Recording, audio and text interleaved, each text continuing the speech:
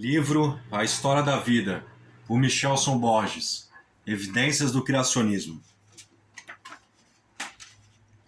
Com imagens do interior do corpo humano e recursos 3D, a reportagem prosseguiu descrevendo a maravilha da concepção. Por fora, a gravidez é inicialmente perceptível. Em 40 semanas, uma única célula se especializa em diferentes tipos de células, tecidos, órgãos e se transforma em um bebê. Através de uma membrana, a mãe passa os nutrientes para o bebê. Ele ganha mais de 850 gramas em 10 semanas. O útero aumenta muito para poder abrigar o feto. O corpo materno tem que se reorganizar para poder abrigar o bebê em crescimento. Os órgãos são rearranjados, eles ficam apertados nas costas ou pressionados contra o tórax. Eles também têm que trabalhar em dobro, como os pulmões e o coração. Os músculos das costas relaxam e se curvam. O estômago gira e é esmagado. A mãe consegue comer pouco a cada vez, mesmo que o bebê esteja exigindo dela muito mais nutrientes do que antes. Depois de 9 meses, em média, um bebê de mais de 3 quilos vai ser expulso. A musculatura pélvica relaxa e o corpo do bebê gira para passar pelos ossos da bacia da mãe. A reportagem deixou claro que a concepção, gestação e o nascimento de uma nova vida depende de uma série de fatores que deveriam funcionar corretamente desde o início, ou do contrário, o primeiro bebê jamais teria vindo ao mundo.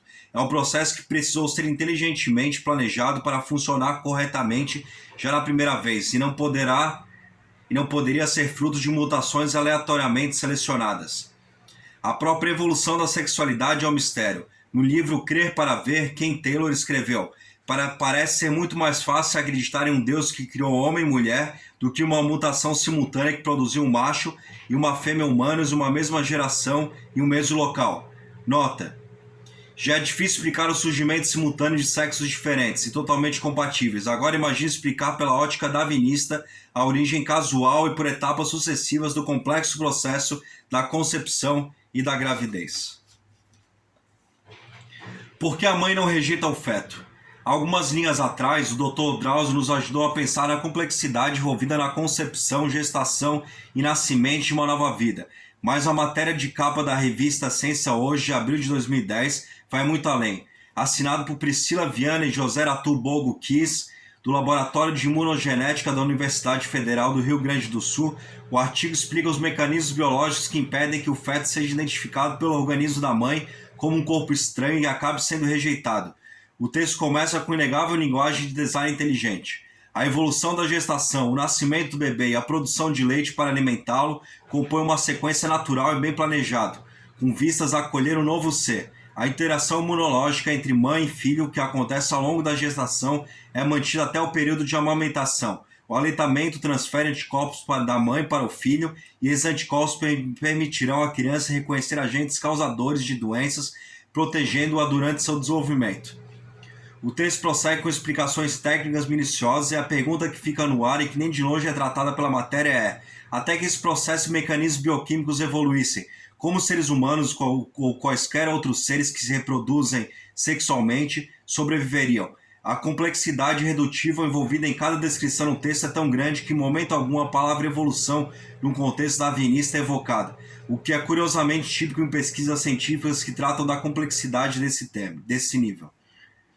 Segundo os autores do artigo, na gestação, o corpo feminino sofre diversas alterações hormonais e físicas, além de mudanças no perfil imunológico. O sistema imune materno precisa aprender a conviver com o feto, que pode ser comparado a um transplante, pois a presença de 50% de material genético paterno o torna para o organismo da mãe um estranho. Detalhe: o sistema imune materno precisa aprender, mas sabe exatamente o que fazer quando a mulher engravida, e precisa saber: a fim de que o feto não seja rejeitado, a placenta o isola parcialmente para protegê-lo, atuando como um filtro semipermeável que permite a troca de oxigênio e nutrientes, assim como a comunicação imunológica ao longo da gestação. Bem, se os seres sexuados tivessem evoluído a partir de assexuados, é de supor que a placenta não estivesse presente logo de início. O que serviria então de filtro para o feto? Como ele teria sobrevivido sem o devido aporte de oxigênio e nutrientes e sob o ataque do organismo materno?